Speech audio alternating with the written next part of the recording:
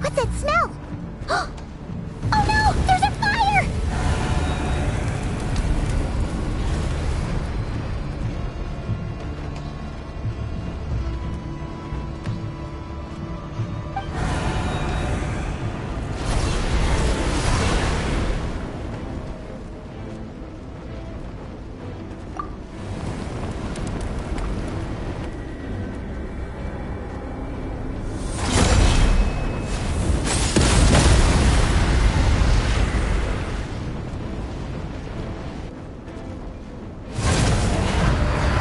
Drone was right.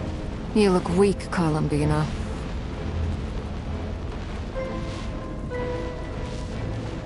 The old you would never have let such lowly creatures bar your way. Word has it that you did something for the Tsaritsa, and that's why you've lost most of your power. Freedom comes at a heavy price, doesn't it? It's Arlecchino! You came! Hello again, Columbina. And greetings, guests of the House of the Hearth.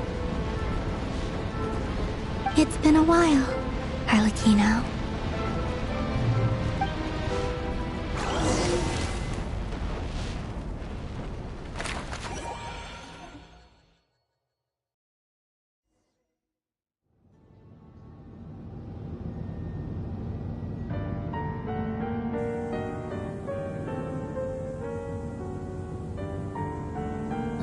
Stupid right here of stupid Solnari.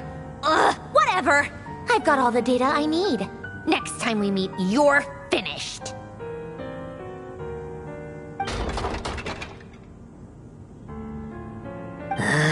He sure doesn't pull his punches.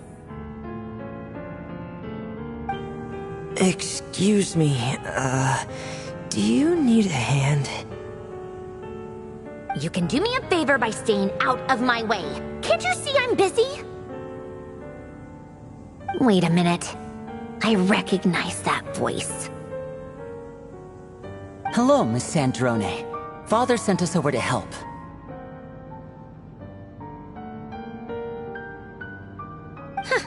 How considerate of her. Hey, Fremine, get over here and help me fix this. Lenny, you do your thing. Just keep your sister away from my machines. Nearly every machine that cat girl touches ends up going haywire. Go put her on cleaning duty or something.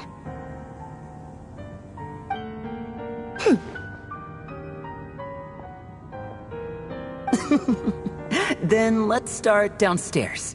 Fremine, we'll leave this place to you. You've got it. Wait a second. Pretty sure there's still some tea in the cupboard. If you want some, you'll have to make it yourselves.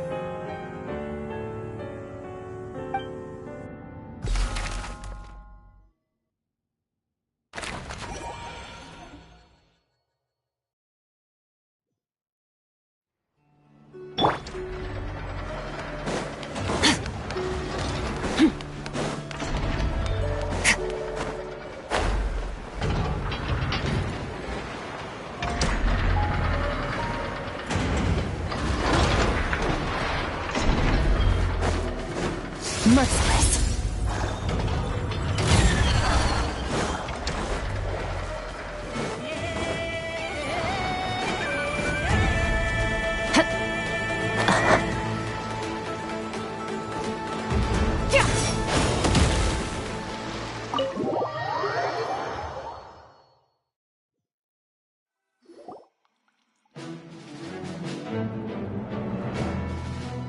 It's a relief to see you all made it back in one piece.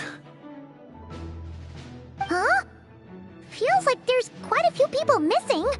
Where's Flint's and the others? And what about Nefer? I returned ahead of them. Flint is helping Aino and Anefa to set up the decoys and buy us some time. As for Miss Nefer...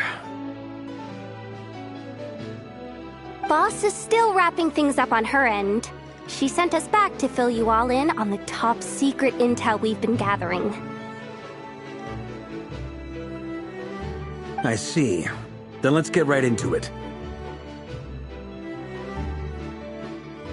But first, who do we have here? You brought someone else in to help? Greetings. I was invited here to help as a longtime tea party companion of Columbina's. You may call me Arlecchino. Surely it can't be. Those eyes. Oh, where have I seen them before? Wait, of course. In those memories we just saw. The only Arlecchino I know is the fourth of the Fatui Harbingers.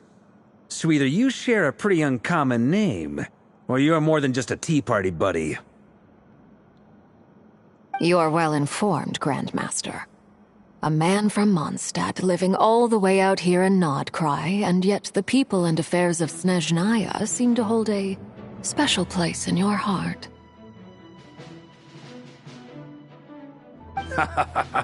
Oh, the feeling's mutual. Sounds like you know all about who I am, too. A Fatui Harbinger.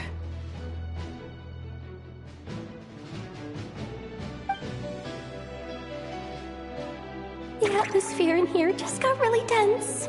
Guess we can't just start trusting Fatui Harbingers, even at a time like this. I must admit, though, I'm a little curious. Seeing as the moon goddess no longer belongs to the Fatui, what makes you so willing to put your neck on the line here? Nor does Nodcry belong to Mondstadt, Mr. Varka. Yet still, you're fighting for it all the same. Things don't always have to have a tangible payoff. Sometimes, stopping things from spiraling out of control is a higher priority than chasing the spoils of victory. Of course, I can't say there's nothing in it for me at all. But that's between Columbina and myself. Forgive me. I don't mean to doubt you. It's just that the Fatui really have been the source of many of our troubles.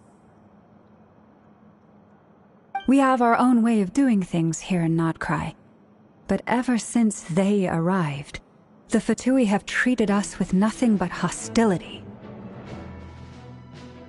I know there's been a lot of bad blood between us in the past. I've done my utmost to avoid friction whenever I could. But sometimes fundamental conflicts of interest simply can't be settled amicably. That's why I'm here solely in a personal capacity.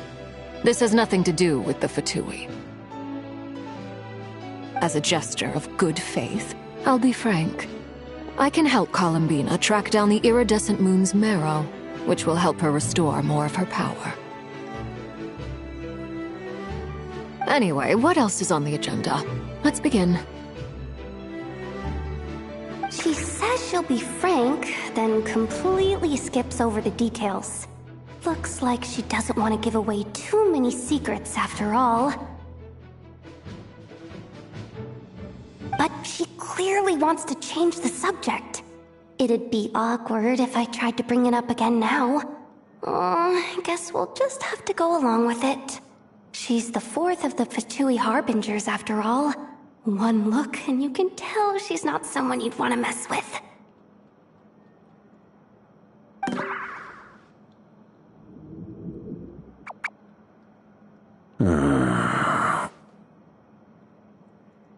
Well, since Miss Arlecchino sounds confident in her ability to handle that, we'll proceed to the next topic. Yehoda, time to share that top-secret intel. Alright, listen up everyone. First, we now know that Rerir was originally a Conrian secret agent whose primary mission was to hunt down and assassinate the so-called Dregs of the Crimson Moon. The Dregs of the Crimson Moon?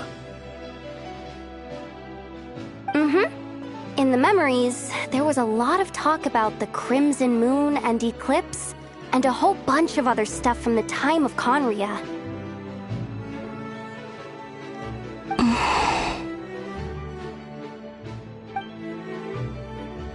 To my knowledge, those were the names of 2 different Conrian dynasties. Long, long ago, it is said that the people of Conria worshipped the Crimson Moon, drawing a mysterious power from its reflection. But one day, a coup saw the Crimson Moon eclipsed, hence the name of the new dynasty that replaced it, and how it became the new emblem of Conria. Still, long after the Crimson Moon dynasty had fallen, the last ruler of the Eclipse dynasty, the Vinster King, still coveted the secrets it left behind. So, he sent the Rehir of Solnari to secretly hunt down the Crimson Moon's few remaining followers. In those days, Rerir showed no signs of madness. In fact, he was as normal as any other person. Oh, and he had a fiancé, or at least a would-be fiancé, called Tholindis. What's the matter?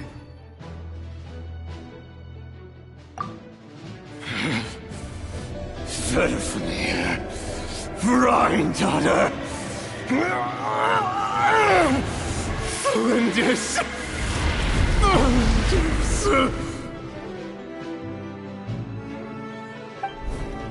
Interesting.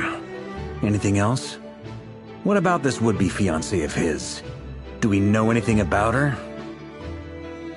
Well, she was a researcher at the Universitas Magistrorum, but it felt like she was hiding some kind of secret. Oh, and one more thing. For some reason, Rerir's fragment also contains some of Tholindis' memories, though only a very small portion.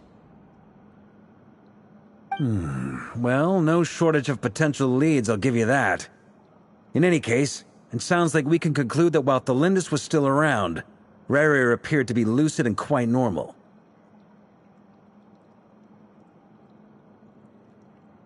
Tholindis, it seems, must have been the one thing in this world that he couldn't let go of. Tell me, though, were these pure-blood Conrians we're talking about here? Why do you need to know that? Hold on. If she was a pure-blood Conrian... Oh yeah! Just like how it was with the captain! If we could somehow find her, do you think there's any chance Rerir might regain some of his sanity? It's possible, but it would take a miracle. We can't pin all our hopes on that. That merchant who Nefer knows, Dori Sagama Bay. Maybe we could hire her to look into it. All right, then. Let's keep working in our separate teams. Traveler, Paimon, Kutar, and Miss Arlecchino will go look for the iridescent moon's marrow. As for the others... On the way over here, I noticed that the wild hunt monsters had grown even more frenzied in their search for Kutar. At this rate, the people living here will be in grave danger too. So I'm thinking of gathering together some of our followers to go wipe them out. I'll head back to the curatorium and meet up with the boss. Feels good knowing we've all got something to be getting on with. Given that the Wild Hunt has been a lot more active lately, the Lightkeepers have likely begun their own operations too. If that is the case, someone will need to pass the news on to Flint's. I'll hold the fort for now, then discuss our next move with Flint's, Aino, and Anefa when they get back. Alright then. Well, the clock's ticking. If that's everything, we'll be on our way. We'd better get moving too. We'll try to buy you as much time as we can. Relax. Just do your thing. Now, I decided to call in some backup since things are getting so hairy. Our reinforcements should be here any minute now. Stay safe, everyone. Dismissed.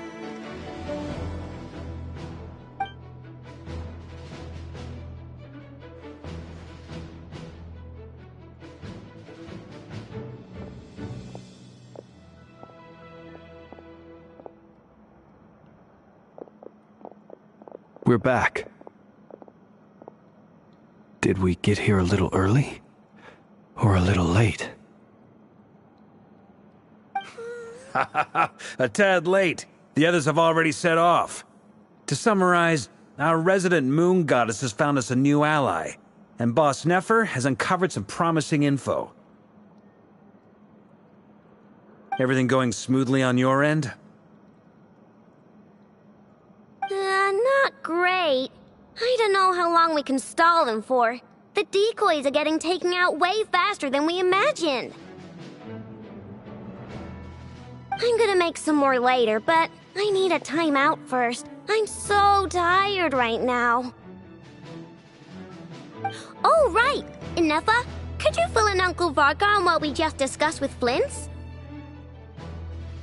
Sure. Uncle Varka, you previously told us about how when you went to investigate a source of the Wild Hunt in Amsvartnir, you discovered that it was just a diversion. But according to Flint's intel, several outbreaks of the Wild Hunt had already occurred in Nodcry in the period leading up to that. That was before Rerir had regained his body, when he was far from regaining his full strength. In other words, in theory at least, he still lacked the means to act in two places at once.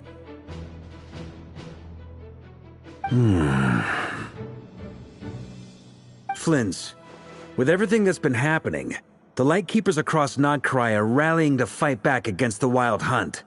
They're gonna need your help. I know, I'm sure you're capable of coming up with something far more effective than decoys. But for now, you should stay here and get some rest. And Effa and I will head back over to Amsvartnir to see if there's anything I missed. I told you Uncle Varka would say that, didn't I? A deal's a deal. Not a word about my snack intake for the next week. Database updated. Reliability of Aino's predictions increased. What does that mean? They were betting on how you'd respond after hearing their intel. It's the obvious choice, isn't it? That's hardly worth betting on. We already decided that Inefa should go investigate the situation over at Amsvartnir on her own. You might as well stay here and keep watch. Someone needs to hang back and oversee our strategy meetings. And besides, you still haven't fully recovered from ambushing Rerir. So I've ended up with the easiest assignment. Well, I appreciate it, everyone. See you when you get back.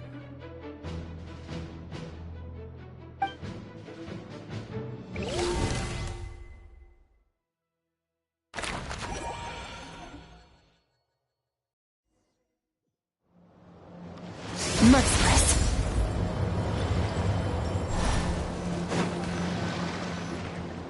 Here, this will serve as a good spot to cross over.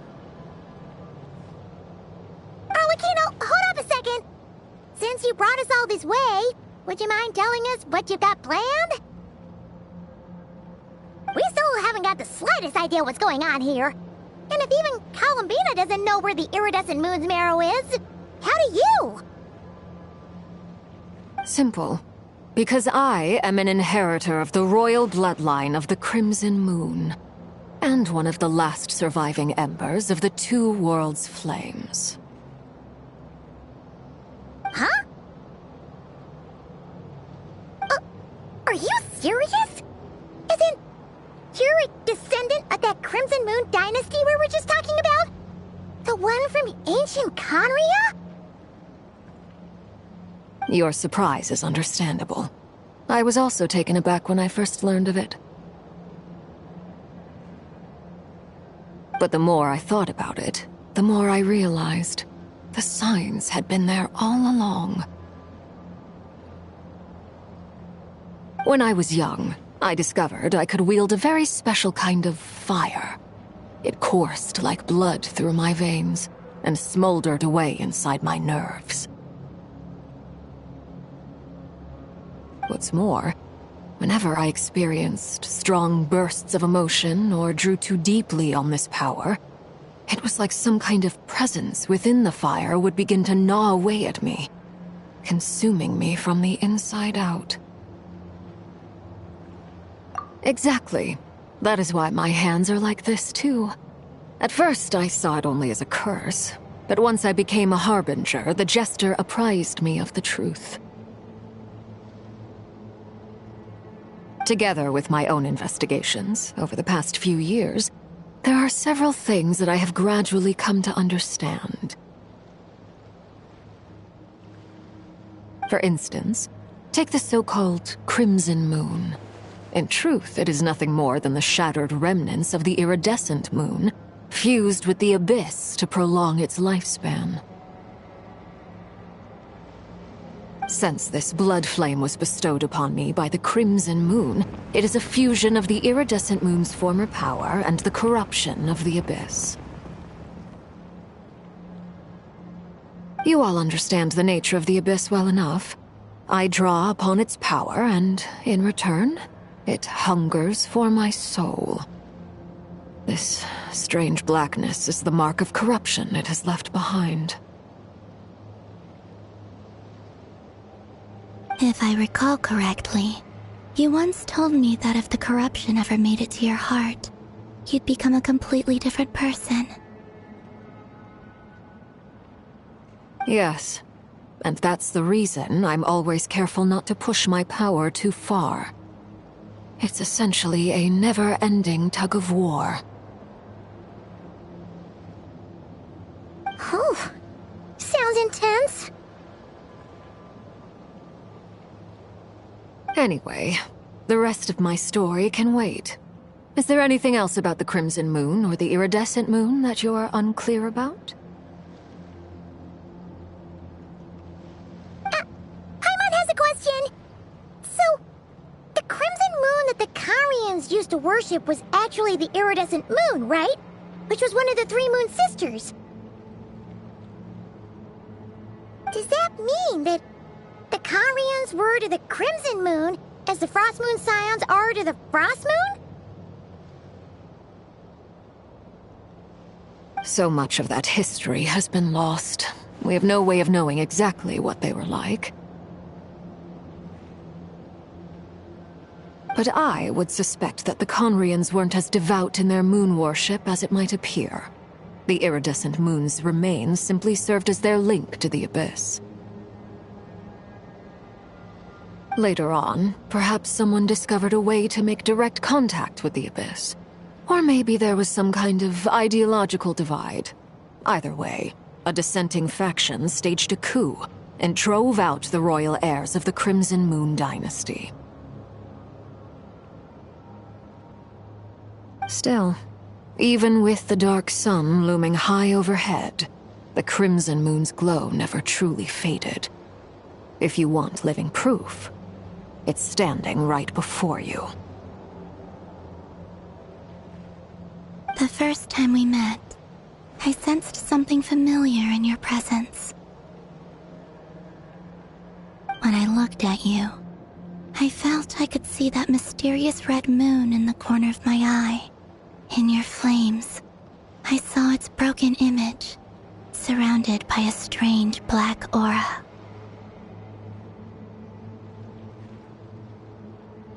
Well, I appreciate that you kept it to yourself. Much about the Crimson Moon is still a mystery, and I'd prefer not to end up as the object of an insane research project.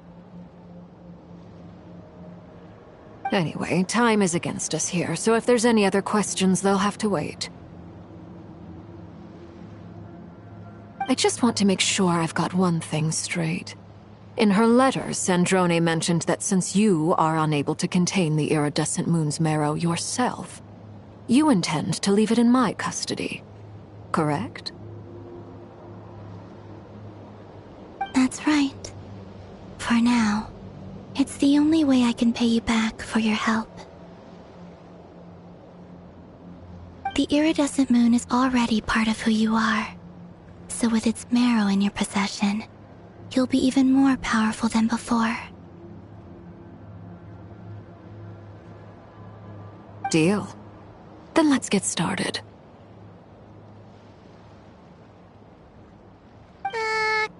Get what started? What does this place have to do with the Crimson Moon? When I first became a Harbinger, the Jester gave me a book called Parenheri, also known as Leobranto Innamorato. You should be able to buy a copy next time you're in Fontaine. It's a love story set in the Crimson Moon era, but setting aside the tangled romances of its characters, it also records a few interesting details. In the Crimson Moon era, or so the story goes, there was an orphanage that received children from beyond the bounds of this world, and subjected them to a peculiar induction ceremony. Beyond the bounds of this world? For real? And what kind of induction ceremony? The Crimson Moon sages looked beyond this world for beings with powers that surpassed the gods. But fearing they might lose control, they subjected these children to a process of refinement. They made these children crawl up a fireplace and kept asking them, "Have you died? Did you see it?" Until they finally admitted to having died and seen a crimson moon. The adults embraced the children who passed the ritual, telling them, "Within the fireplace, you have traversed the flames between two worlds. Here and now, you are born anew." The book leaves much unsaid, but I suspect that this was their way of branding the children they had enrolled, leaving an indelible mark upon them so that they would forever live in the Crimson Moon's light. That explains why I can't sense the Crimson Moon's marrow in this world. It makes sense that it would be sealed in a special space that can only be accessed temporarily through some kind of ritual. But there's no fireplace here. Do you see a chimney anywhere? Oh, are we supposed to build it ourselves? Okay, fine. Paimon will go find some bricks. That won't be necessary. The fireplace is purely symbolic. The key to the ritual is crossing the flames between two worlds. In other words, the flames that burn within me. Those burned away by such flames leave behind a kind of ghostly afterimage in the world. In the days of Conria, people believed they could be used to bridge the gap between the two worlds of life and death. In short, I can open a passage to that space for you. That's the easy part. The catch is I'll need to stay on this side to keep the passage open, so I won't be able to come with you. Once you're inside, you'll have to find your own way. Very well. Then I'll open it up. Traveler, spare me a little more moonlight if you would. I may need it.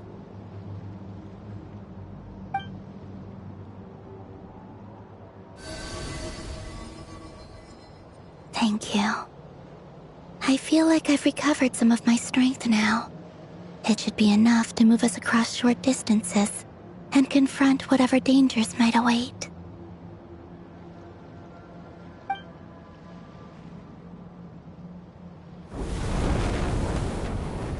Mistress of the 7 hues of ages past, Great Mother of the present, crimson-clad sovereign of the 2 realms. By fire severed, by fire renewed. I offer myself now, and beseech your descent.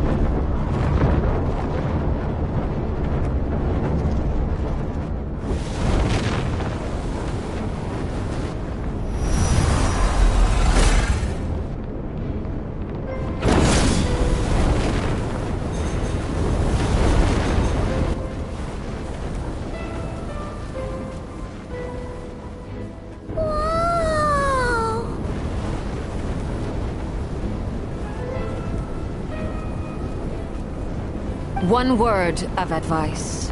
As you're crossing over, no matter what voices you hear, do not answer. Got it! I sense a sinister gloom inside, but also the familiar light of the moon. I feel that I am about to meet an old friend who has changed beyond all recognition. All right, let's go.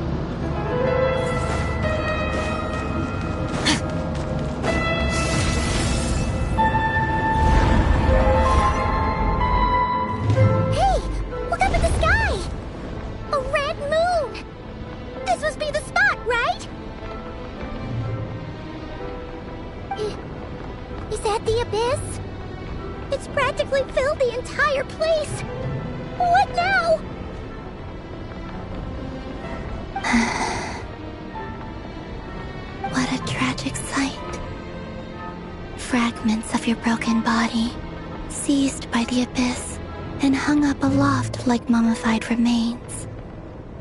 Iridescent moon, was this truly what you wished for? Careful! There's something spooky about this place. Feels like something is lurking in the fog. Haimon's right behind you. Whatever you do, don't run off without her!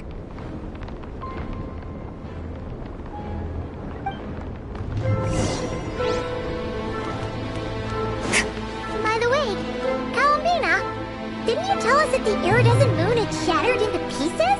The moon up there looks pretty whole to Paimon. How is that possible?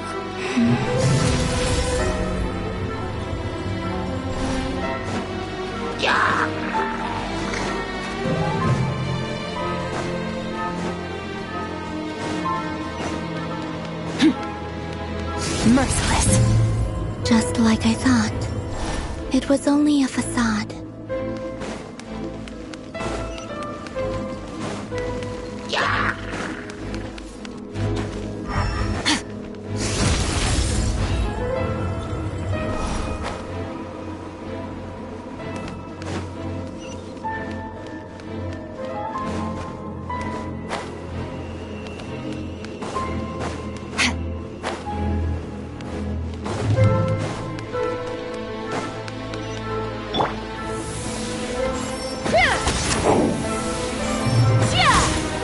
fly!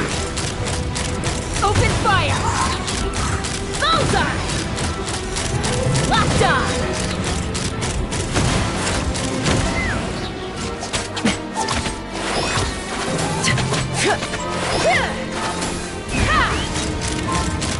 Locked on!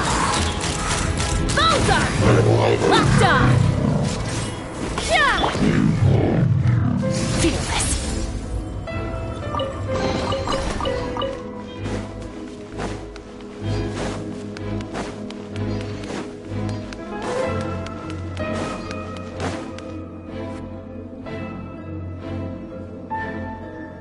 Huh? Huh? For real? That's way too high! There's no way we'll be able to reach it! No. I'm not sensing anything up there. It's coming from under the mountain. Let's see... Ah! There's some kind of weird shadow over the water! Wait, see that? Looks like a mechanism of some sort! Let's check it out!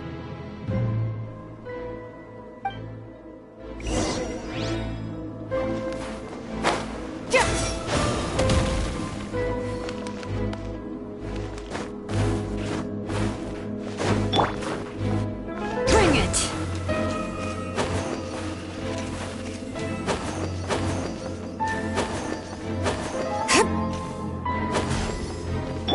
Take me up!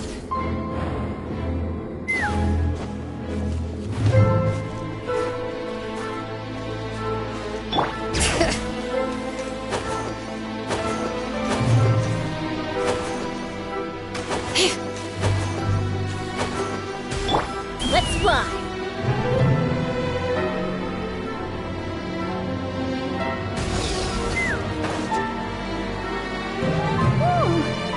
Looks like a device from the time of Kalia.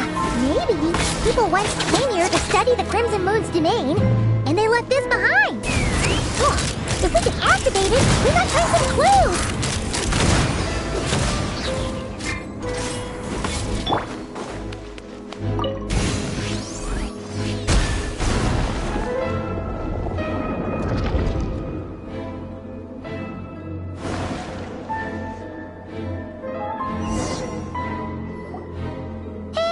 Look at that! Now that the mechanism's running, the shadow in the water looks different. Do you think these mechanisms might be the key to unlocking the secret? Let's try to find more of them! Thalindis, we'll leave the rest of the research in your hands. We'll be heading back now. I hope this isn't ruining date night. Ugh. Mind your own business. Just leave me some snacks on the table. Thalindis? Is that Riru's girlfriend? How come we're hearing her voice here? Oh yeah! So, do you think she was studying this strange space all along? The Abyss has made this space extremely unstable. Maybe that's why some of the things she said and did were preserved here, like echoes or after images.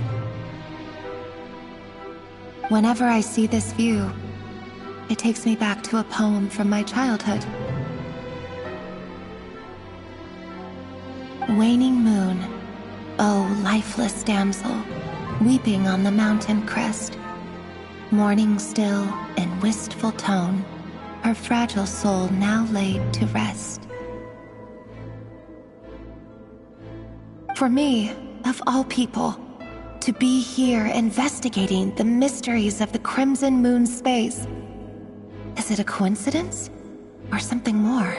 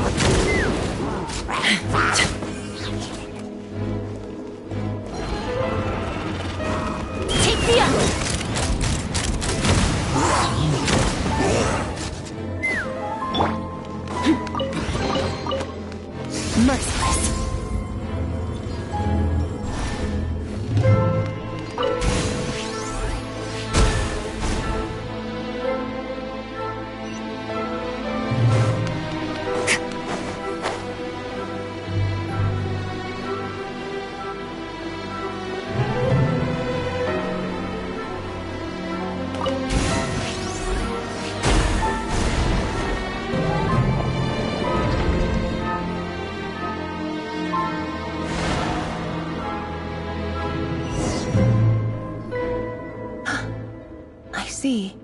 So the moon marrow, or rather the power of the 3 moons, is the key to unlocking...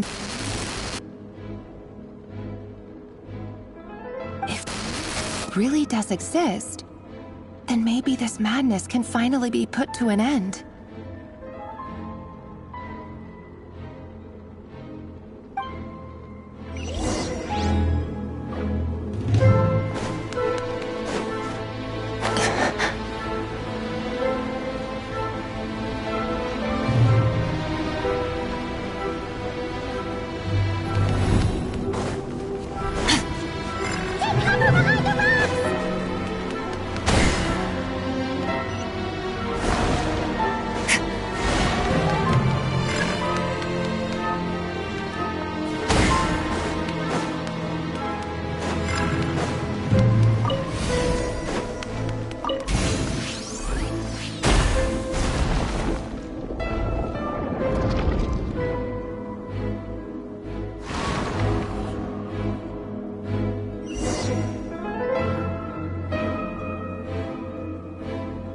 With the Abyss inhibitors in place, I should be able to access the chamber with the moon marrow.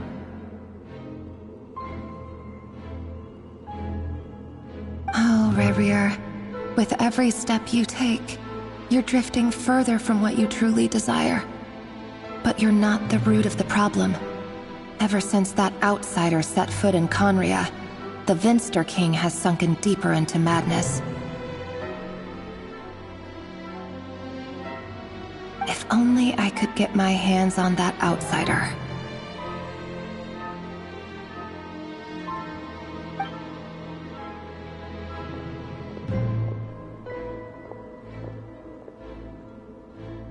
Hey look! The moon's reflection is back to normal!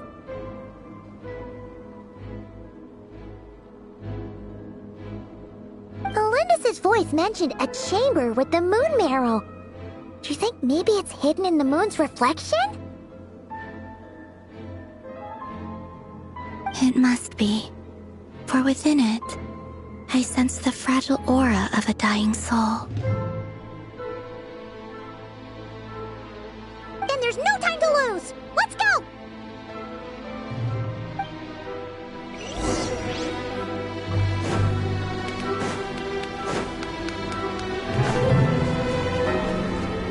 Merciless.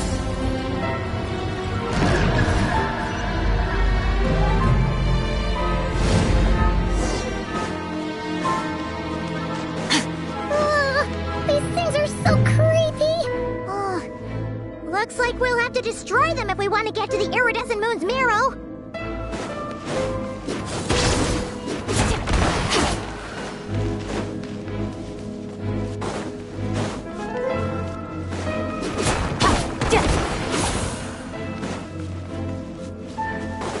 That must be the iridescent moon's marrow! Oh, but we'll need to destroy these things before we can reach it!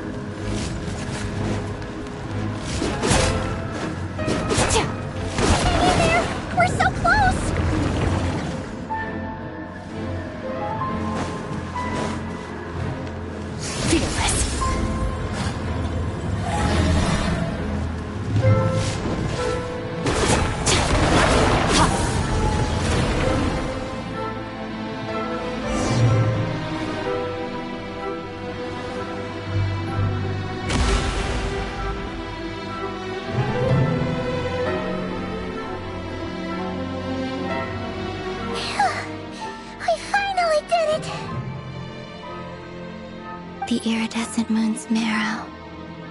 still burning away like an undying flame, yet now contaminated by the abyss. It has taken on a new form entirely. If we can purify the abyssal power within, we should be able to obtain its untainted essence.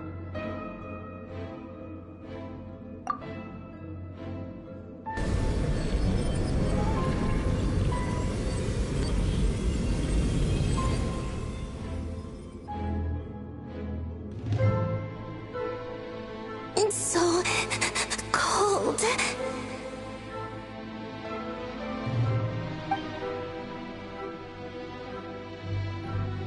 Is it you? Are you here? Huh? Are you talking to us? At long last, I can see you once more. Our fates have crossed, and I am finally free. I'm sorry, I lied to you. Even knowing what was to come, I still couldn't let go of the fear in my heart as death drew near. The moment the moon shattered, my body began to split apart piece by piece. Like I was being cut into pieces by 1,000 blunt blades. My thoughts scattered as the cold crept in. But I could not bear to fade away like that. Tell me, what was it that brought you to us all that time ago? If only I had possessed your courage, then I might have been spared this torment more painful than death. You look so puzzled. That's how I felt too when I first saw you. But trust me when I say that everything happens for a reason. Farewell, Hypo.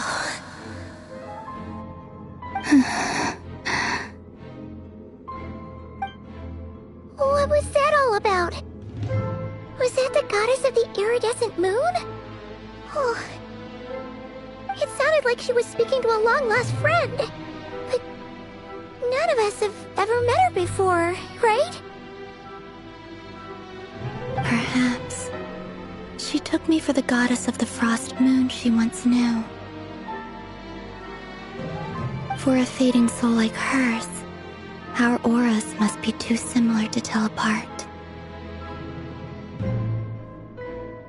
But anyway, we've got the iridescent moon's marrow now.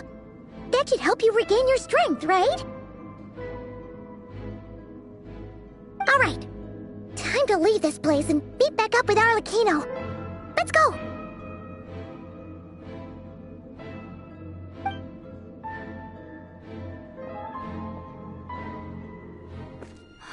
That's odd. This place looks different than when we came in. Waning moon, Huh? oh lifeless damsel. Oh.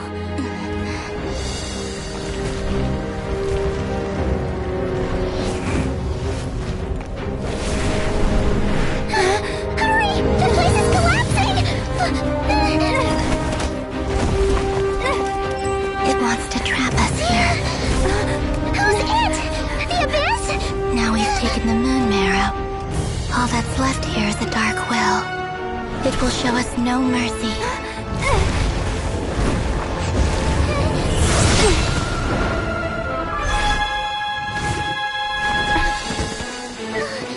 Give it back! The crimson moons! My marrow! My heart!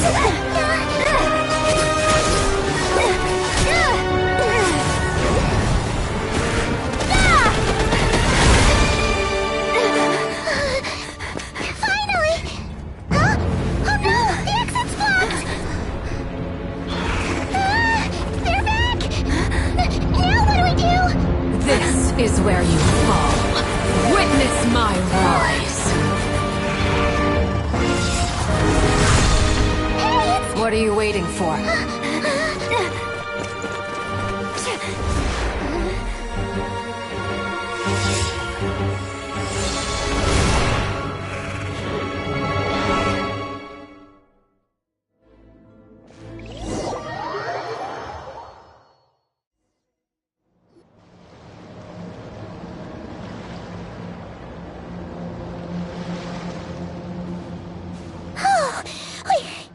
made it! Was that you, Arlecchino? Did you save us? Wait, your hands! They're... Oh, this? Don't worry. It's a small price to pay. The Abyss wanted to trap you inside, and I defied its will by bringing you out. No wonder it's a little angry.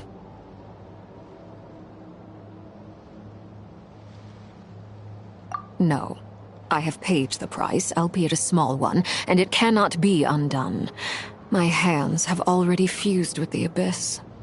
Purification would simply destroy whatever's left of them.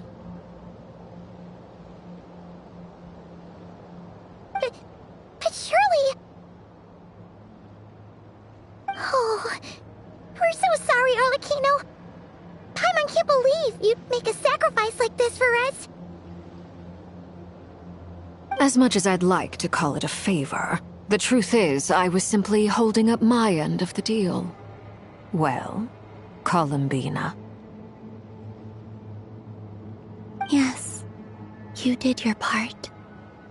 And as promised, I will leave the iridescent moon's marrow in your care. From this day forth, may the two worlds' flames burn ever more brightly.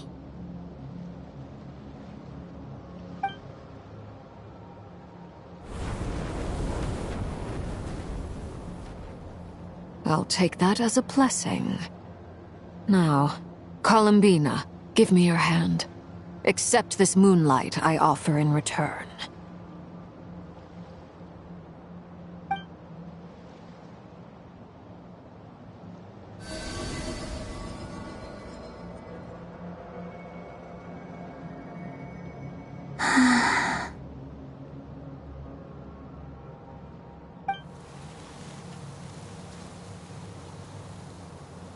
Feeling stronger? Hey,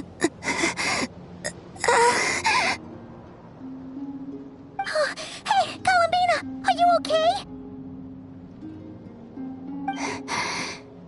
I'm fine.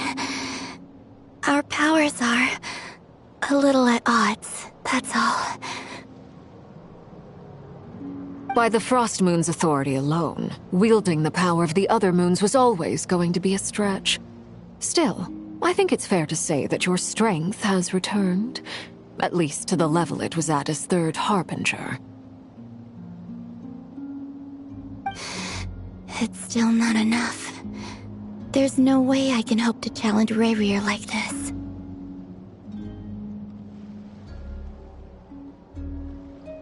Just one more ray of moonlight, if you would. It's okay. I can take it.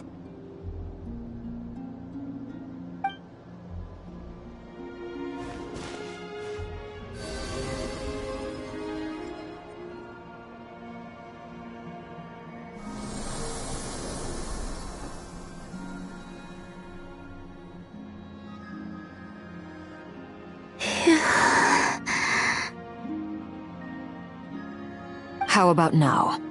Fighting fit?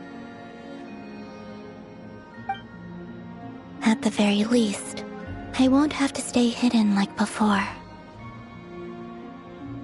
I want to see him gone from Not Cry. The Rayrir of Solnari and his wild hunt must be sent back where they belong.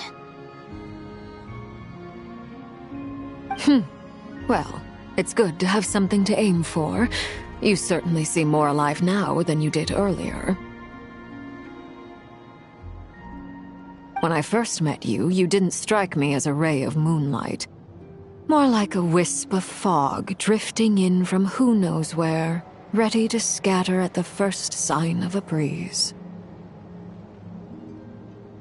But now, you're full of vitality, just like the frost moon, once the brightest of them all. May you keep shining, Columbina. This is who you are. Thank you. Look after yourself too, Arlecchino. I know you have plans of your own, and that's why you're always seeking to grow stronger. But whatever you're after, don't let the Abyss take a hold of you. I do not wish to see you go down the same path as Revier. I appreciate the concern, Columbina. Although perhaps it's time you took a new name. A new name?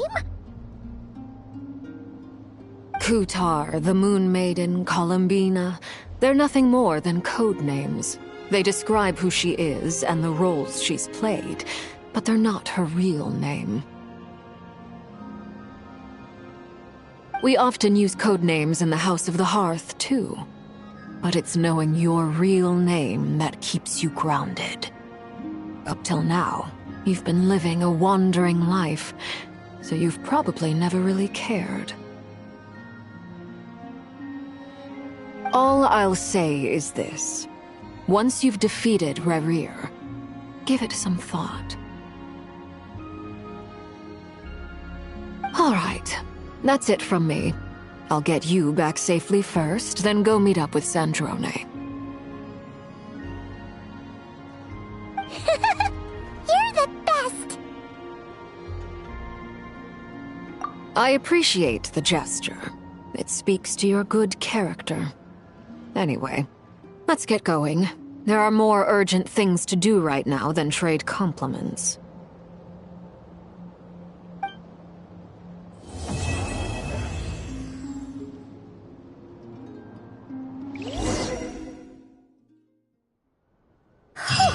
It was a close call, but we got the iridescent moon's marrow and restored Columbina's strength, and that's all that matters. In other words, mission accomplished. Paimon wonders how everyone else is doing.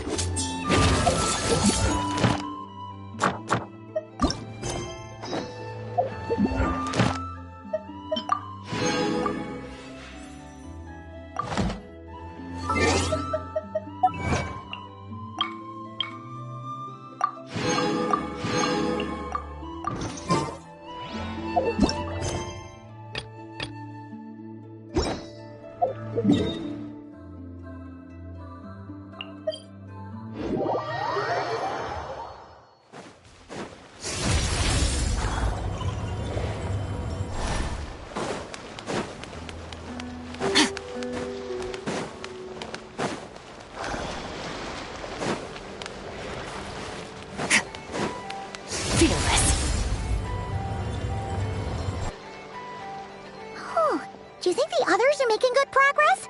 Hope it's all going smoothly. Huh! Hey, look! They made it back as well!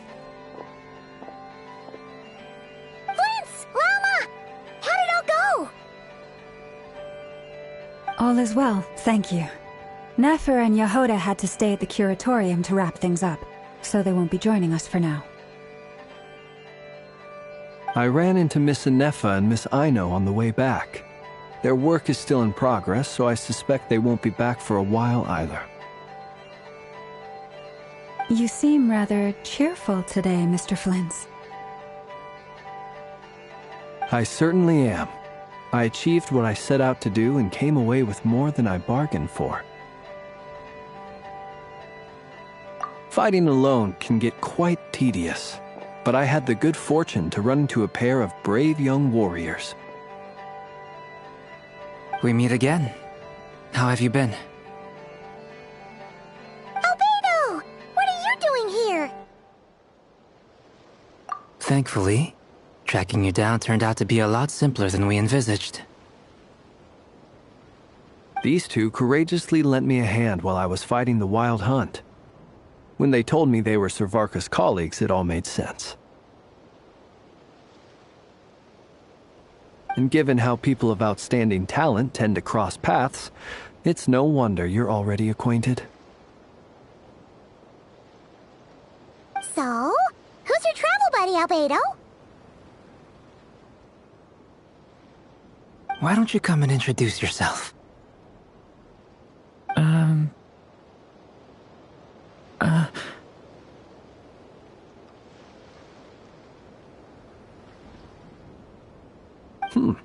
A gentleman of few words, I see. And a rather stern countenance. I presumed you were acquainted with him. Is that not the case? It's nice to meet you. Again. We've technically met before. Wait a sec! You're Minnie Durin! That's right. It's me. I'm glad to see you again. By the way, he says it's okay if you drop the mini. Yeah, I'm not as mini as I used to be. Interesting, isn't it? The first step towards blending into human society appears to be reflecting on whether one's name really reflects who they are. Wow! You look so different! In a good way, of course. It's great to see you looking so healthy. Thank you, Paimon. And although you're as mini as ever, I understand that diminutives don't always convey endearment. I'll be sure to simply call you Paimon as a sign of my great respect for you. Wow! You're such a smooth talker now. Paimon could get used to this. From now on, you may refer to her as your esteemed guide, Paimon.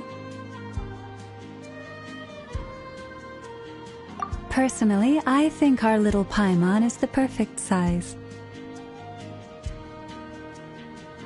When people call her Little Paimon, it's just because she's so adorable that they can't help themselves.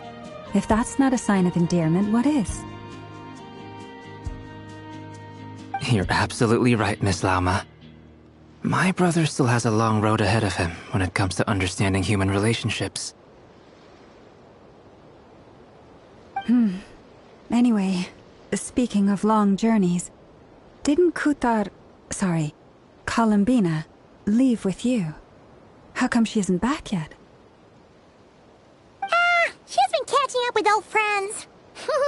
Wouldn't be surprised if she stopped for a cup of tea, or 10 on the way back. Uh-oh. People are talking about me. Hope it's nothing negative.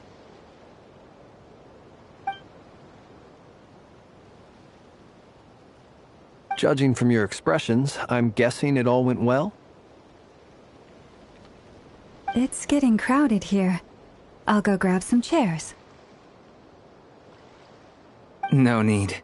This is a job for an alchemist. I'll whip some up momentarily. Thank you for your hospitality, ladies and gentlemen, but I was merely escorting my friends back. I'll be meeting Sandrone shortly, as we still have some things to discuss. It's been a pleasure, everyone. But this is where I'll say goodbye. We really appreciate your help. Oh, come on. Spare the formalities. I'm just glad I could help out some true friends. I understand. Well, bye for now, Harlequino.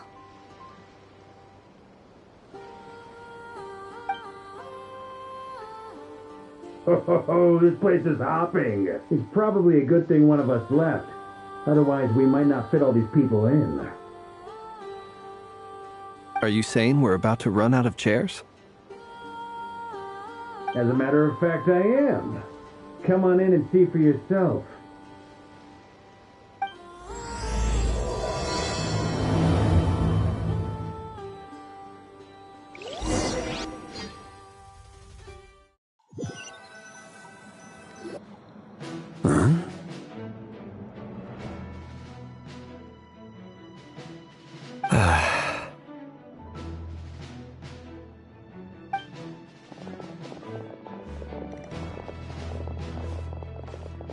I overheard your little chit-chat outside, by the way.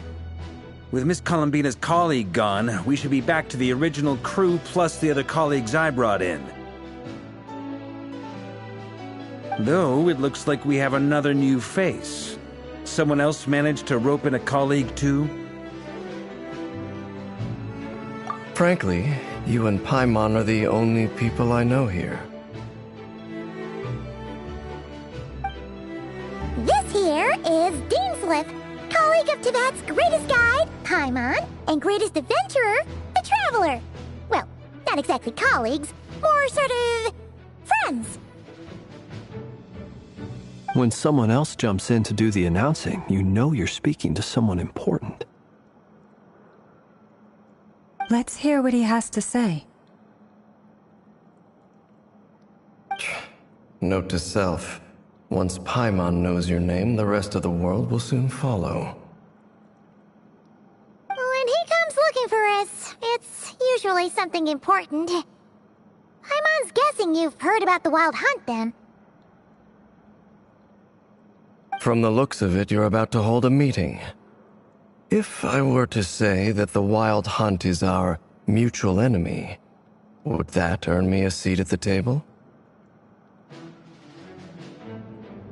As the saying goes, the enemy of my enemy is my friend. Mr. Dainsleif, there's a seat with your name on it. Though, I can't promise the same for everyone else. Hey, Albedo, think you can rustle up a couple more chairs? After all this time apart, Grandmaster Varka's first order is to rustle up a couple more chairs. I've missed this. Is he being sarcastic? Hey, he's your brother. Why are you asking us?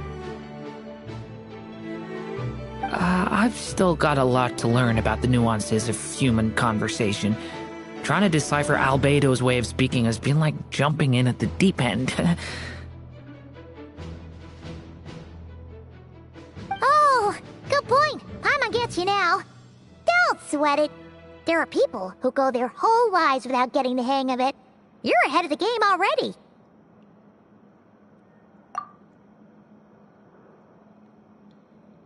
I wonder what's taking Nefer so long.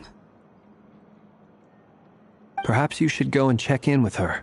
If anyone can hurry her along, it's you. I just got back from the curatorium. Besides, aren't you curious to see what's taking her so long? Miss Nefer doesn't strike me as the type to share secrets. And since gathering intel is her specialty, I'm guessing she'd prefer to keep her methods confidential.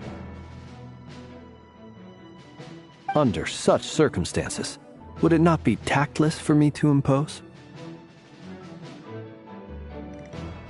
Oh, but it's fine for me to impose. What can I say? You have an unrivaled ability to garner people's affection, Miss Moonchanter. Besides, you have far more in common with her than I do. All right, then.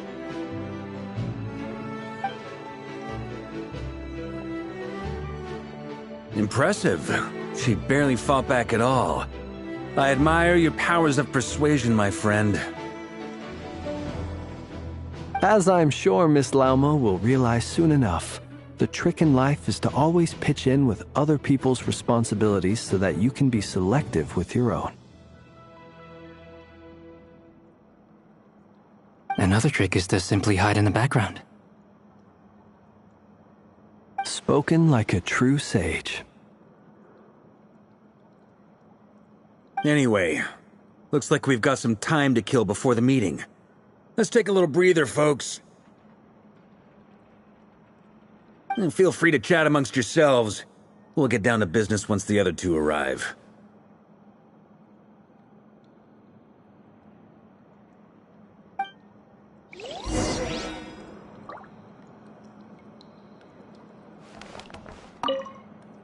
You're both awfully quiet. Why don't I start us off with an icebreaker? Much obliged. Have either of you ever had your portrait painted? If not, I'd be glad to help. That sounds like a lovely idea. You know how to paint, then? I dabble occasionally. He's an excellent painter.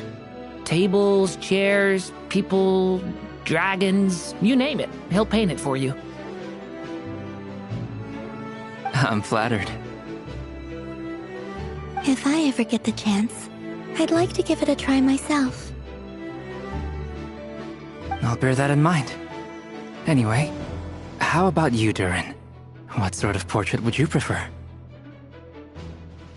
Oh, I'd be fine with anything. Whatever style feels best to you. Very well. Then I'll play it by ear. You can replicate any style I want? I can try. If you show me a sample, I'll do my best to match it. Thank you. In that case, I'll dig up some reference material for you.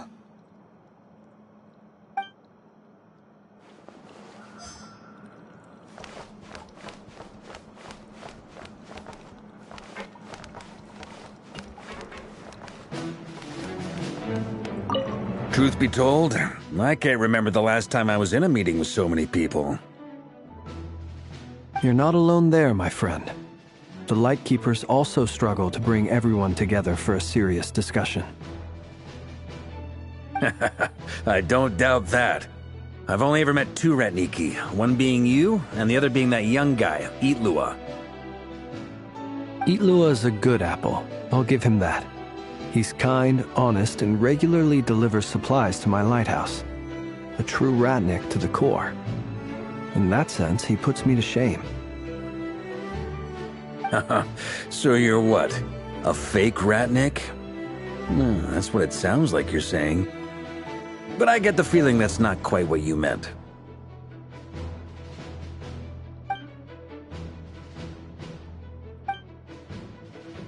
Come on, why the awkward silence? Sorry. I'm not even gonna bother trying to hide it. You've known all along, haven't you, my friend?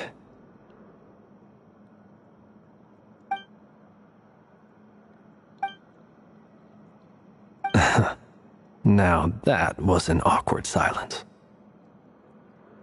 Let's just keep this between ourselves. Probably best if Itlua doesn't know, huh? That goes without saying. Gotta be careful what you share with youngsters, after all. Anyone else in the know? Let me guess. The Traveler and Paimon? It's dangerous being too sharp for one's own good, you know. Then, in the name of the Animo Archon Barbatos himself, I swear, your secret's safe with me. When we went for drinks, you said that you and Barbatos were practically best buds. In the light of that claim, do you really expect me to take your oath seriously? Of course. Just as long as you don't go spreading around the fact that I'm close with Barbatos, all right? Fair enough, then. Nothing like a bit of mutual leverage to seal the bonds of friendship.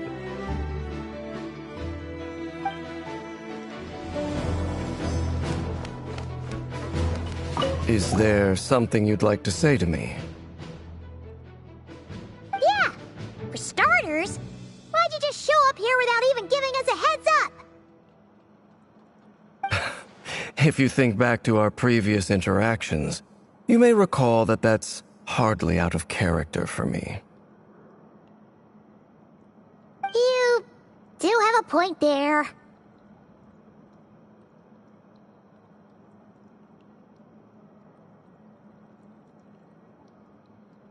Oh yeah! You'll need to find somewhere to stay the night too, right? Want to tag along with us? You never know. We might get a group discount. Sure, let's do that. Great! handle it.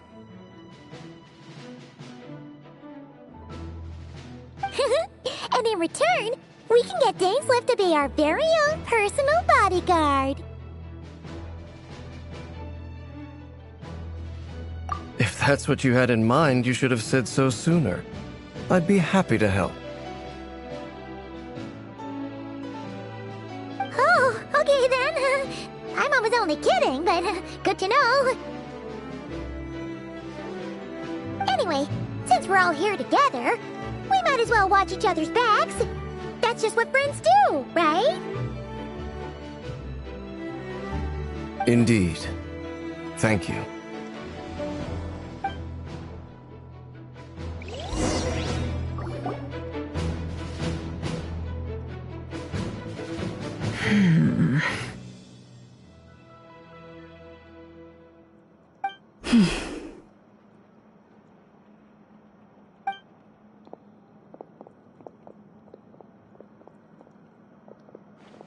Ah, Miss Nefer. You made it after all. But what about Yehoda? I'm here to give you an update on how things are going on our end. Once this is over, I'll be heading straight back to continue my work. I left Yehoda back at the curatorium to watch over things while I'm gone. Huh. So much for just this once.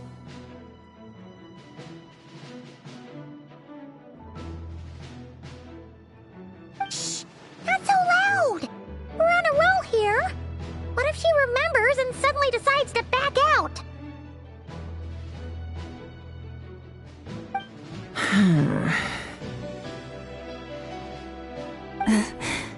Did you say something, Mr. Varka?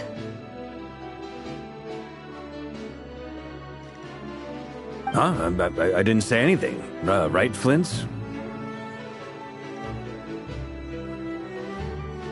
Must have been a frog. They get so noisy around here at nighttime. It's like they're putting on a concert in the background. Anyway, before we begin, there's a few introductions to make. Let me start by saying that it's an honor to be speaking before so many distinguished colleagues and collaborators. First up, we have Miss Lauma. As Moon Chanter, she's the leader of the Frost Moon Scions, a local religious community in Nodcry. Then there's Miss Nefer, boss of the Curatorium of Secrets, an intel gatherer extraordinaire. Nefer is leading the investigation into Rerer's background, assisted by Yehoda and Lauma. From the little I've heard, they're making some great progress. Over here, we have Mr. Flint's, a Ratnik and guardian of the abandoned lighthouse. In our last operation, he courageously distracted the Wild Hunt to buy time for the rest of us. For those of you who've never met, this is Mr. Albedo, a renowned alchemist and captain of the Knights of Favonius investigation team. By his side is a new face for us all, myself included, Mr. Durin, who's come to lend his aid. Next up, we have the Moon Maiden and former Fatui Harbinger, Miss Columbina. Then we have the Traveler, who's earned more titles than I could possibly hope to list out, so I'll spare you the rundown. And Paimon, the ultimate travel companion and quite possibly the best guide in all of Teyvat. Wow! That's a lot of people! Great turnout! Miss Nefer, it looks like you might have another job coming your way, so, congratulations on the booming business, I guess. You think I haven't got enough on my hands as it is? Who's looking for me now? That would be me, Miss Nefer. I have a commission for you. And you are? Who I am doesn't matter right now. What does matter is that I'd like you to gather more intelligence about the Recher of Solnari.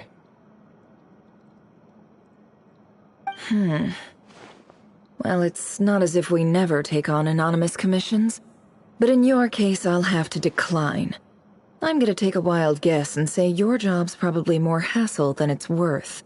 Something about you seems like bad news. It's my eyes, isn't it? Conrian, I assume. And what's with the mask? Are you trying to hide your identity? In any case, the fact that you're even still alive raises an awful lot of questions for me.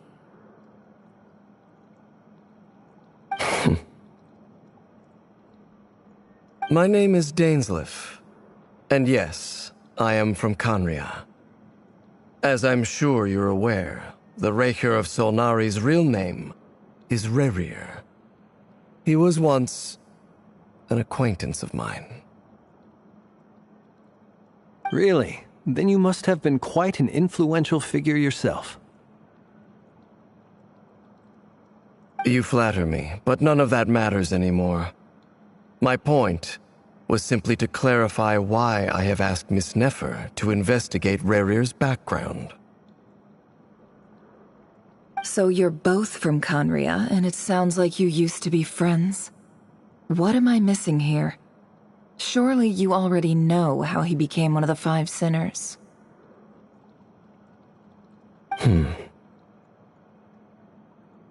I'll tell you everything I know. The history of Conria, the names and identities of the Five Sinners. I remember it all like it was yesterday. I have never spoken openly of this before, but the truth was exactly as people say. The Five Sinners were each driven by their own desires, and it was by playing upon these that the Abyss tempted them to their fall, tearing Conria apart in the process. The visionary, Vedifenir, who wished to foretell the future. The wise, Haroptatir, who sought limitless knowledge. Gold, Rheindotter, who desired to create life. The foul, Surtologi, who pursued supreme strength. And last, but not least, Recher of Solnari, Rerir, Ravager of the Moon.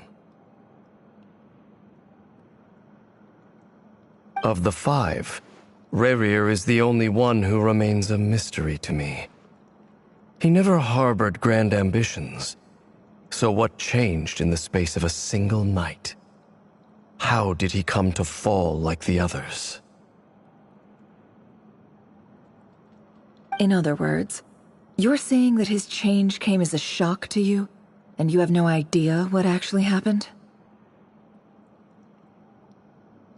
That's right. You mentioned how the Abyss tempted them, which led to their fall. But what did that look like in practice? And what other context can you give me about the events of that time? The more detail you can give me, the better. Strangely, now that it comes to it, I hardly know where to begin.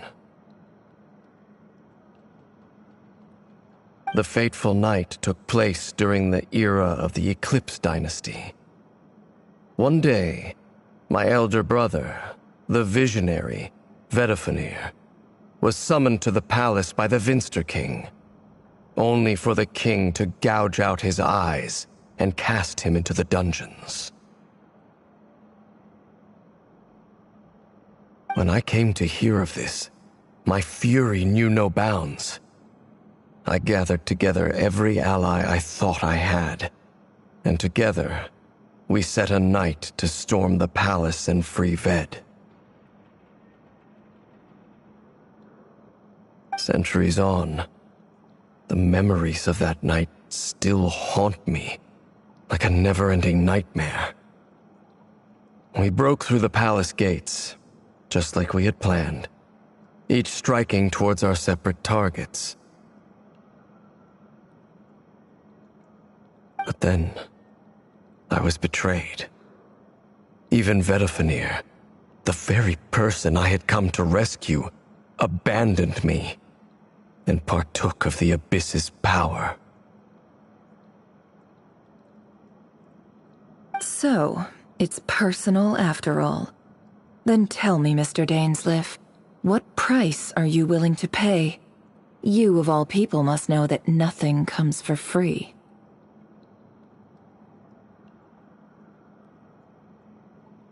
I cannot say what price would be worthy of such a commission. But know this. Rerir was not always a madman. Believe it or not, there was a time when he was just an ordinary man, working for the Conrian Intelligence Service. Uncovering the truth of Rerir's past is the only way to unravel this mystery. But before you decide if you will accept my commission, I will tell you more about him. Enough, I hope, to help you plan your next move. Sounds pretty good to me. Feels like we just flagged down a random passerby, only to discover he's actually a master strategist who has a score to settle with our enemy. Can I borrow your halo? It could be useful in the lighthouse. Hey, enough with the wisecracks! Besides, isn't that lamp of yours bright enough already? Relax. It was meant to be a compliment. If that was a little over the top for your liking, I'll make sure to tone it down next time. I'll give your proposal some serious thought, Mr. Dainsleif. Let's speak in private once the meeting is over.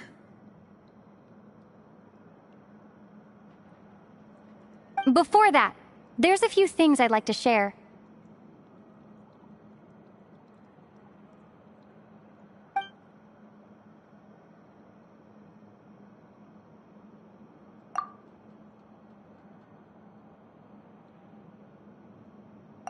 Now that we've united the hearts of the three moons, your power should be greatly enhanced.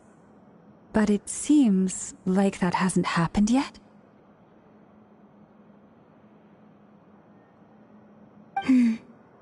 I believe it will take a little longer. You've done so much for me, so I want to be completely honest with you all. Even though I'm doing a lot better now, the truth is, my recovery will likely be an ongoing process. From the moment I was born, my power has been slowly ebbing away. And that is because Tevat has never accepted me. Even with the moons united as one, it seems my rejection cannot be undone. So far, I have yet to find a solution. It may turn out to be a problem that will plague me until the day I finally leave this place behind. Even so, I will do everything in my power to help you drive out the Ray here of Solnari. As Arlecchino put it, this is not about chasing the spoils of victory. It's just a gesture of heartfelt gratitude. Kutar.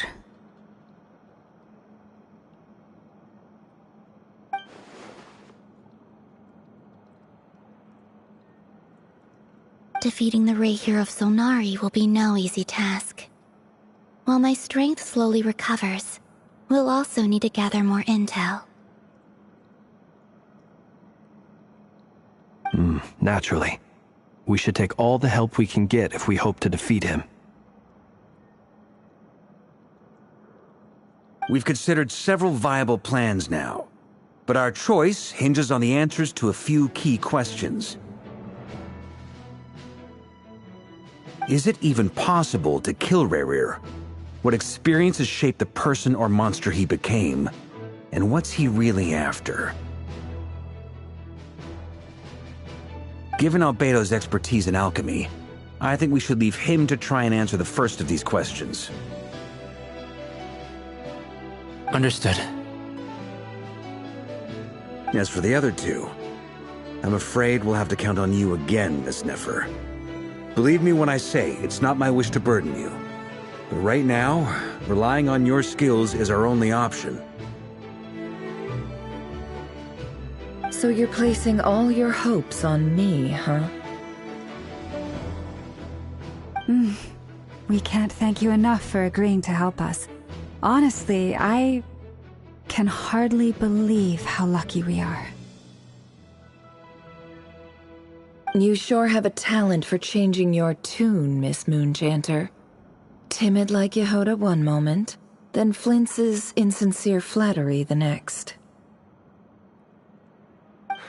Ladies, please. I must object to your portrayal of me. That's all. Feel free to keep bickering. Just pretend I'm not here. I almost don't want to leave this room. I'm curious to see how this plays out. I have faith in you, Miss Nefer. Something tells me you'll stand by us until the very end. Oh? And what makes you so sure of that? What if I suddenly decide that my compensation is insufficient? This isn't about the money. I can sense that you've got a deep-seated distaste for Rerir. And knowing you, that alone is motive enough. Look at them getting along so well. Like two peas in a pod. And I'm the one they accuse of insincere flattery. There is no justice. Miss Lauma, you have to understand something. Unlike you, I don't actually enjoy having everyone's hopes on my shoulders. Is that right? Well, maybe the fact that I'm willing to put my hopes in other people says more about me than you. But the fact is, I also trust you. And that's because I know that you're someone we can count on.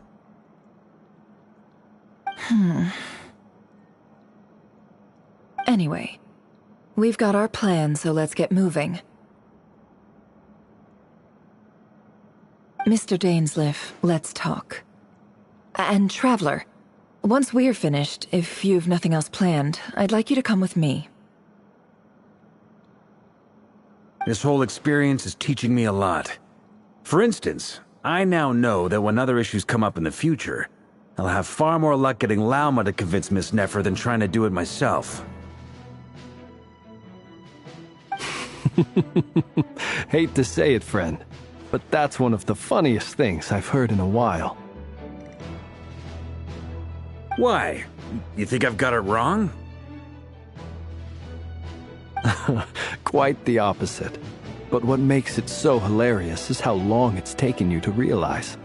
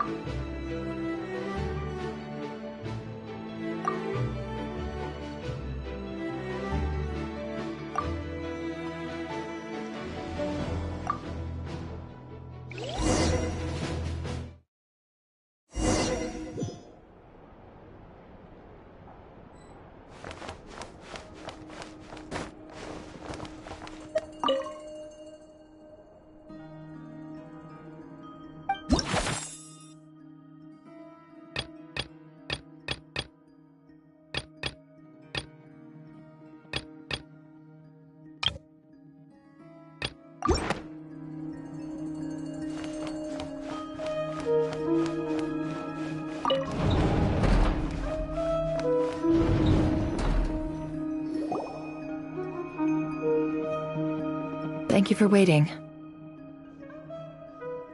It's okay. We actually used the time to help Dainsleif get a room at the hotel. That's very considerate of you. Now, I trust you share my curiosity about Rerir's past. and you seem fairly familiar with Mr. Dainsleif already. We spoke at some length after the meeting. He was the one who suggested I should invite you to join this operation. He feels confident that these secrets will be safe with you. Dane has a lot of faith in us, that's for sure. Likewise. I appreciate that you got right on board without interrogating me about why I invited you. It shows that you trust me to explain everything in due course. That's because we know what you're capable of. We appreciate you too, Nefer. You might have been forced to help in the beginning, but this time, it was your choice. That's one way to put it. Another is this, that once a decision's been made, it's set in stone. After that, my only goal is to see it through. Alright, so here's how it is. I'm going to access Rerir's thoughts again using my confidential method. Now, I'm sure you've seen things like this before on your travels, so you're surely well aware of how dangerous it can be. The reason I've gathered you all here is to ensure my safety during the proceedings. I plan for us to enter the fragment of his consciousness together, and once inside, I will focus on searching for information. Think of this as a diving expedition into someone's brain. If I'm the diver, you are my safety equipment, tasked with keeping me alive while I'm under the surface. Once the ceremony begins, we will all be spying on privileged information. But in the interests of safety, you must remain absolutely silent at all times. We will discuss our observations after the ceremony has concluded. Lastly, any individuals of a weaker constitution are advised not to partake in the ceremony. In any case, Paimon has her own job to do, which requires staying in the room but not joining the ceremony.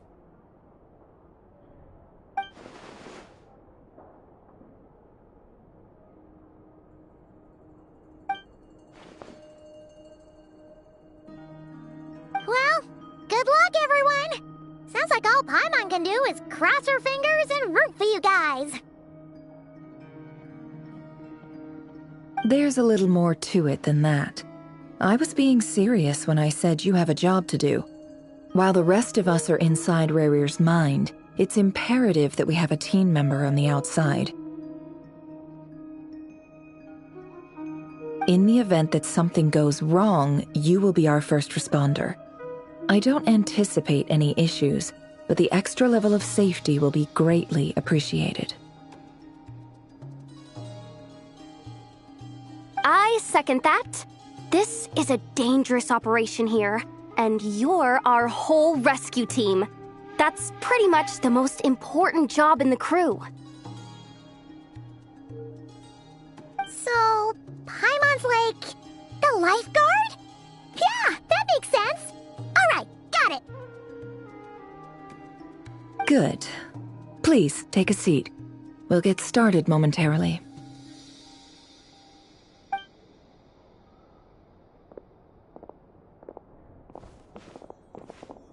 So, did Mr. Dainsleif tell you anything else?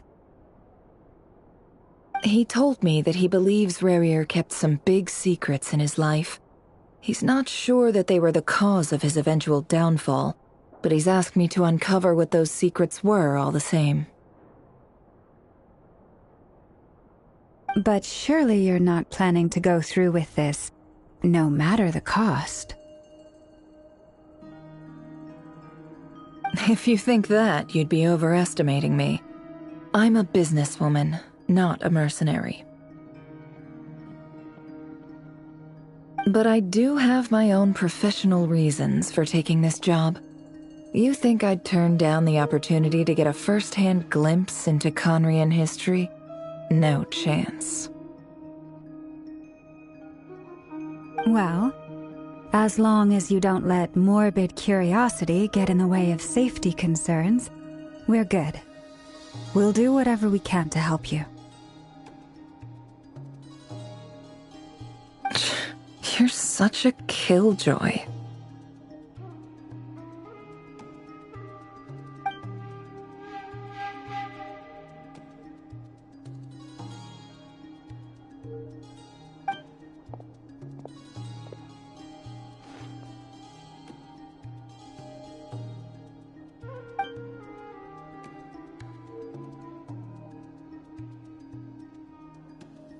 All right, I'm good to go. All set over here, too. Promise, Paimon, you'll be extra careful. All right. Let your whole body relax. We're about to begin.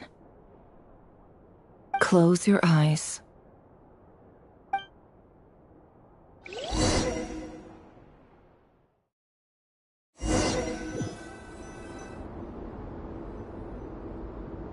Phew.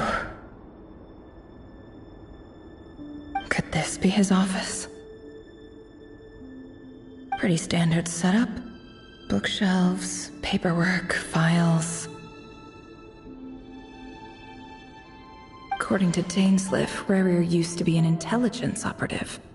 Chances are there's plenty of top-secret intel stashed away in this room. Is this where you keep your secrets, Rerir?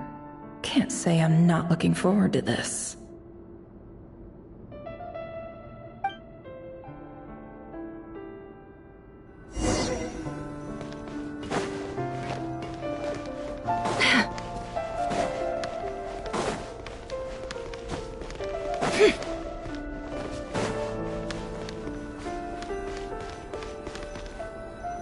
He looks even gloomier than last time. I wonder what's changed.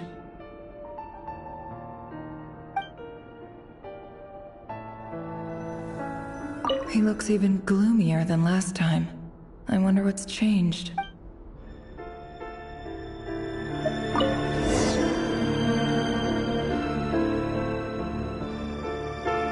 Today's files are in.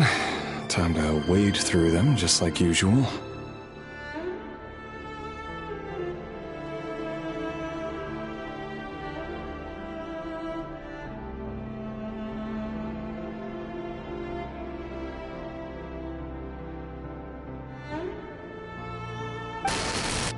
Male, 51.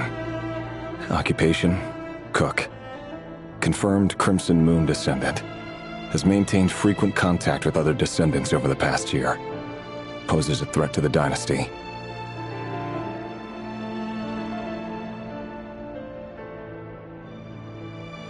Neutralized.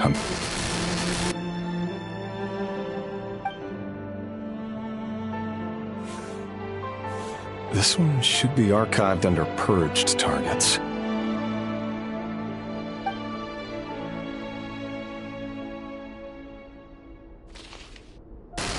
Female, 23. Occupation, office clerk. Confirmed Crimson Moon descendant.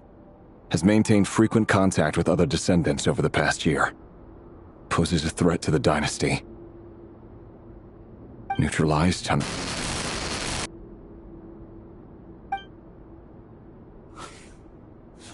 Another one for purged targets.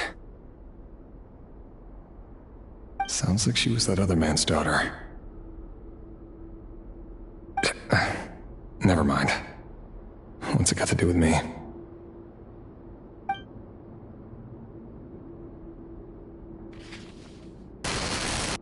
Male, 40. Occupation, teacher. Confirmed Crimson Moon descendant. Has been observed making contact with other descendants during the past year. Poses a threat to the dynasty. Neutralized on...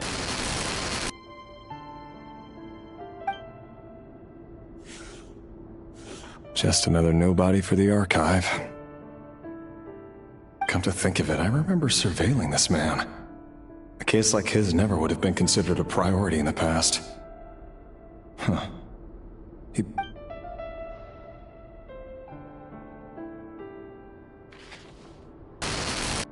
Female, 16. Occupation, none. Orphan and confirmed Crimson Moon descendant. Has been observed making contact with other descendants during the past year. Poses a threat to the dynasty. Neutralized on...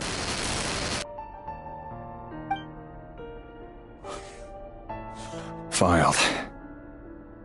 I have no recollection of this girl. None whatsoever.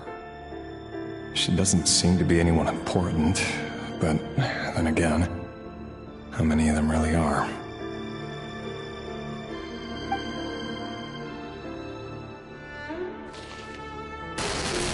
Female, 13. Occupation, none. Orphan and confirmed Crimson Moon descendant. Has been observed making contact with other descendants during the past year. Poses a threat to the dynasty. Neutralized on...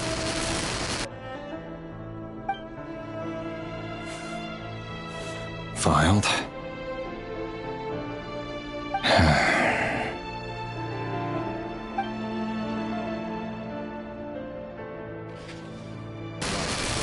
Male, 11.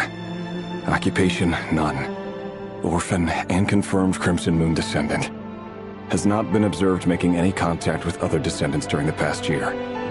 Poses a threat to the dynasty. Neutralized on...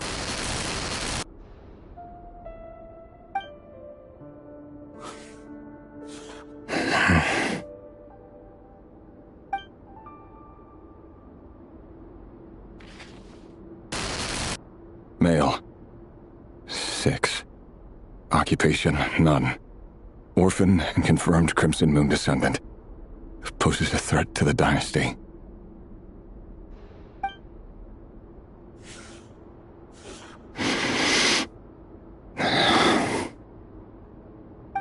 It's funny, isn't it? Your job is becoming both harder and easier at the same time, depending on how you look at it. Sooner or later, the Crimson Moon descendants will be completely wiped out. But as their numbers dwindle, they become harder and harder to track down. That's not how it is. Fortunately, however, most of the able-bodied adults have already been taken care of. The remaining weaklings will be increasingly easy to deal with. No! No. My job is to ensure the survival of the Eclipse Dynasty. And the only way to do that is by eliminating any and all potential threats. It's a perfectly legitimate line of work. Every single one of my colleagues can attest to my fairness.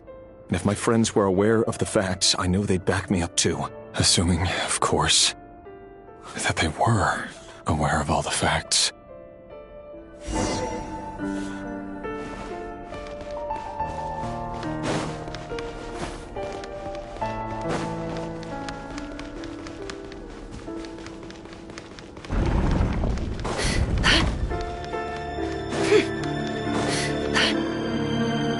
Mr. Vedifilnir?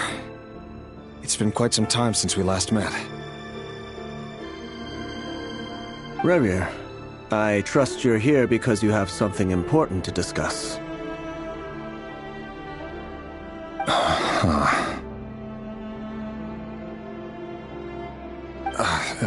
Forgive me. I wasn't tuning out, it's just, I noticed you didn't even phrase that as a question. As if you knew I was coming. Tell me, does someone in your position ever feel the need to ask questions at all? It is indeed within my power to foresee certain things. Things like your arrival. I was just thinking. It won't be long before I'll be inviting both you and Dane to my wedding. That isn't a lie, but nor is it a fact as such. It's a wish, isn't it?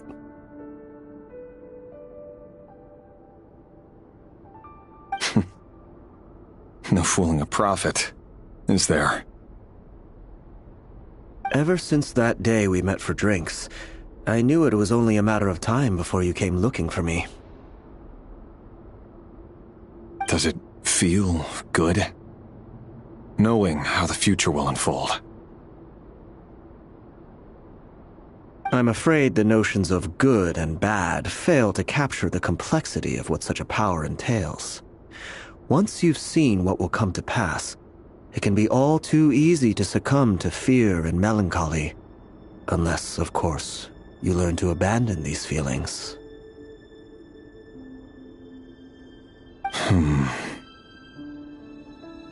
You fear my silence, and long to hear the words I left unspoken that day. That's right. You must have noticed my reluctance to broach the subject, and the reason is simple. Because the truth could never have lived up to your hopes. For both our sakes, such words are better left unsaid. The burden of prophecy was never meant for your shoulders. So who exactly do you deem worthy to hear your prophecies? None but our exalted king? Or rather, our king as he once was. You're closer to His Majesty than I am. You must know better than anyone how much he's changed. You say that as though it is to my benefit. Yet precisely because of that, I dare not speak rashly. A king can turn out to be the most virtuous of rulers, or a tyrant more terrible than the most vicious of dragons. You are so wise and far-sighted, yet still you would have me live in fear of the unknown? You make a fair point. Especially given my silence alone was all it took to send you spiraling downwards. Very well then. Let me offer you some advice. And I say this not as a prophet or a visionary, but simply as the brother of your friend. For many reasons, there is very little chance of your marriage ending in happiness. If happiness is what you seek, you should find another fiancé.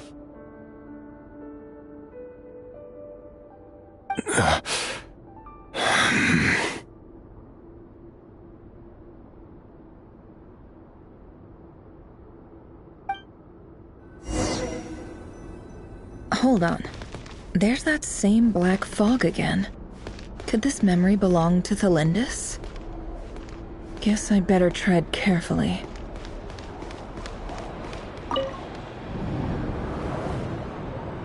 Wait. Hear me out. This time we finally got a clear look at his face and learned his true identity. His name is Rayrir, and he claims to be one of the king's guards. What did you say?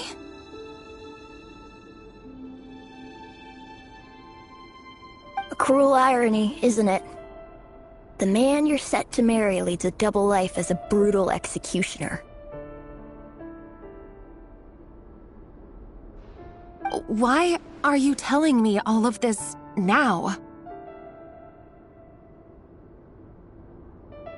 Simple. It's because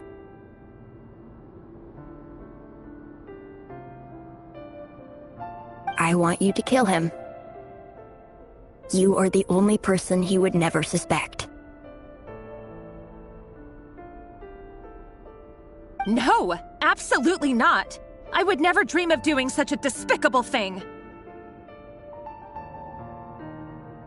So you'll just stand by and watch him slaughter us to the last? Do not forget that the blood of the Crimson Moon flows in your veins too. The blood of the Crimson Moon? What does that matter now? The dynasty has long been dead and gone. You think that alone is reason enough for me to throw away everything I have? Why wouldn't it be?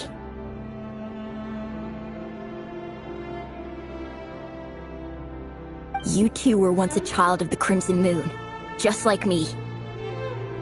Don't tell me you've never felt so much as a flicker of fury for the way we were trampled into the dust.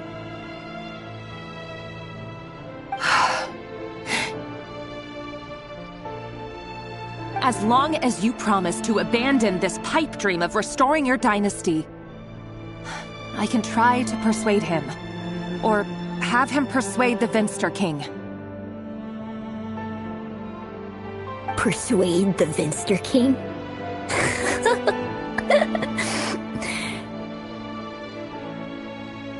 Do you even know why he's so obsessed with hunting us down? Why he keeps trying to force us to hand over our secrets over and over again? Or why we refuse to give up on restoring the dynasty? The Vinster King.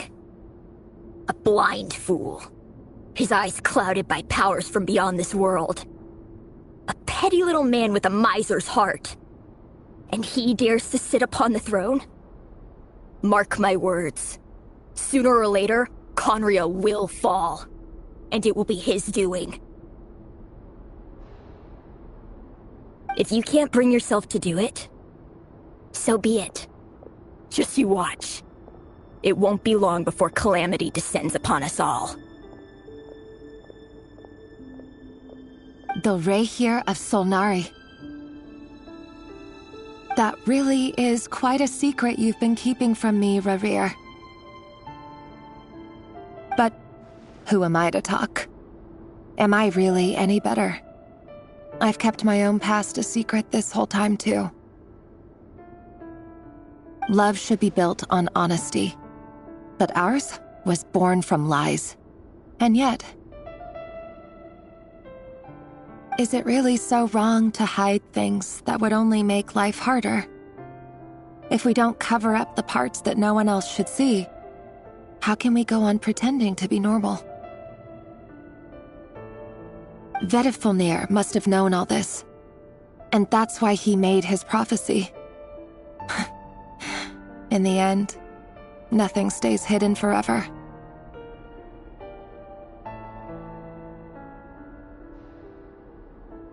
But I won't just sit by and watch this disaster unfold. I'll do everything in my power to protect what I cannot afford to lose. No matter who I have to face.